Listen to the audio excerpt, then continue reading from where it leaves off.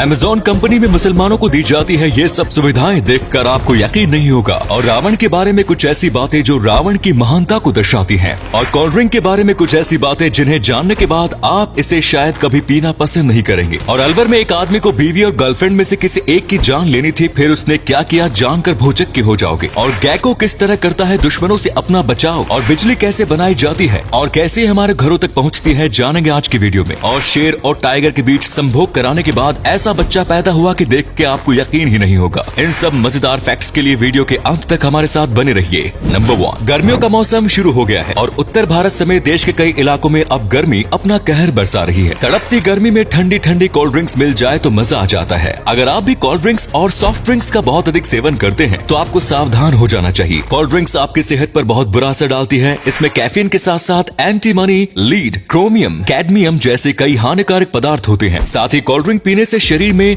Dopamine hormone release होता है, जिससे बार बार इसे पीने का मन करता है। कोल्ड ड्रिंक के लगातार सेवन से अल्जाइमर, डिमेंशिया, डायबिटीज, वजन बढ़ना, लिवर फेलियर और कैंसर जैसी बीमारी होने का खतरा भी बढ़ जाता है। अब फैसला आपके हाथ में है, लेकिन अगली बार खुद या अपने बच्चों को कोल्ड ड्रिंक की बोतल पकड़ाने से पहले इन सब बातों के बारे में जरूर सोच लीजिएगा।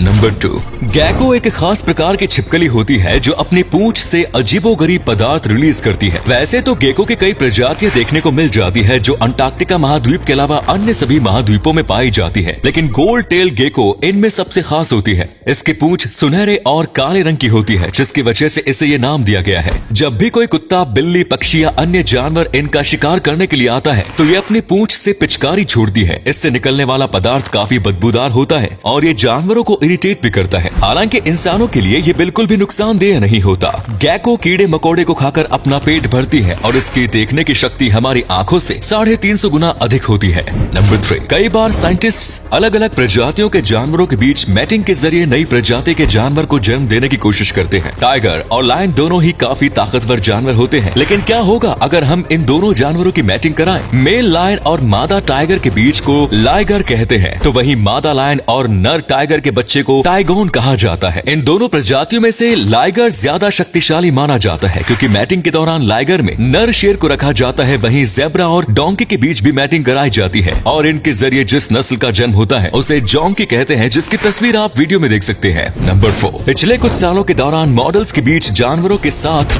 फोटोशूट कराने का चलन गया है, लेकिन कई बार ऐसा करना बहुत भारी पड़ जाता है। मशहूर मॉडल जेसिका लेडोल्फ पिछले साल जर्मनी में तेंदुओं के साथ फोटोशूट कराने के लिए शेल्टर में घुस गई। शेल्टर में मौजूद 2 तेंदुओं को जेसिका का आना पसंद नहीं आया और उन तेंदुओं ने मिलकर जेसिका पर हमला कर दिया। इस हमले में जेसिका की जान बाल बाल बची, लेकिन उन्हें कई गंभीर चोटें आई। हमले के तुरंत बाद जेसिका को हेलीकॉप्टर की मदद से हॉस्पिटल ले जाया गया, जहां उनका एक ऑपरेशन भी हुआ और कई टांके आए। जानवरों को अपने स्वार्थ के लिए इस्तेमाल करना काफी खतरनाक हो सकता है। नंबर 5, अगर आपके सामने कभी ऐसी सिचुएशन आ जाए जिसमें अपनी पत्नी या गर्लफ्रेंड में से किसी एक को चुनना हो तो आप किसे चुनेंगे? आप कहेंगे कि अगर पत्नी है तो फिर गर्लफ्रेंड कैसे हो सकती है, लेकिन ऐसा ही वाकया हाल ही में सामने आया। अलवर के भिवाड़ी से पुलिस को एक लाश बरामद हुई। उस लाश की जांच करते हुए दिल्ली पुलिस पहुंची, जहां महिला की पहचान की गई। महिला की उम्र मात्र 27 साल की थी और वो ट्यूशन पढ़ाती थी। वो घर में वो 7 से 8 सालों से ट्यूशन पढ़ा रही थी, जहां उसे बच्चों के पिता से प्यार हो गया। दोनों के बीच कई साल तक नजदीकियां रही। अब जब महिला उस व्यक्ति पर शादी के लिए दबाव बनाने लगी तो वो मना करने लगा। महिला ने उससे कहा कि वो अपनी पत्नी का कत्ल कर दे, लेकिन वो अपनी पत्नी से भी बहुत प्यार करता था। उसने सारी बात अपनी पत्नी को बताई और इसके बाद अपने 2 नौकरों के साथ मिलकर गर्लफ्रेंड का कत्ल कर दिया। नंबर 6, आज अमेज़न दुनिया की सबसे बड़ी कंपनियों में से एक बन गई है और हर धर्म के लोग इस कंपनी में काम कर रहे हैं। आपको बता दें कि कनाडा में स्थित अमेज़न कंपनी में मुस्लिम लोगों को क्या क्या सुविधाएं दी जाती हैं। नमाज अदा करने के लिए मुसलमानों के लिए छोटे छोटे रूम्स बनाए हुए हैं। उनका लंच हलाल मीट के जरिए तैयार किया जाता है और यहाँ तक कि हलाल लंच का हॉट केस भी बिल्कुल अलग होता है। इसके अलावा रमजान के महीने में मुस्लिम कर्मचारी अपने अनुसार काम करने के घंटे और शिफ्ट तय कर सकते हैं। इतनी सुविधा तो शायद मुसलमान देशों में भी मुसलमानों को नहीं दी जाती, जितनी कनाडा में अमेज़न की कंपनी दे रही है। नंबर 7, रावण ने अपने जीवन में कई गलत काम किए हैं, लेकिन कुछ ऐसी बातें भी है जो रावण की महानता को दर्शाती है। रावण भगवान शिव का बहुत बड़ा भक्त था। वो कई घंटों तक भगवान शिव की आराधना करता था। वो शिव जी को हिमालय से लंका लाना चाहता था,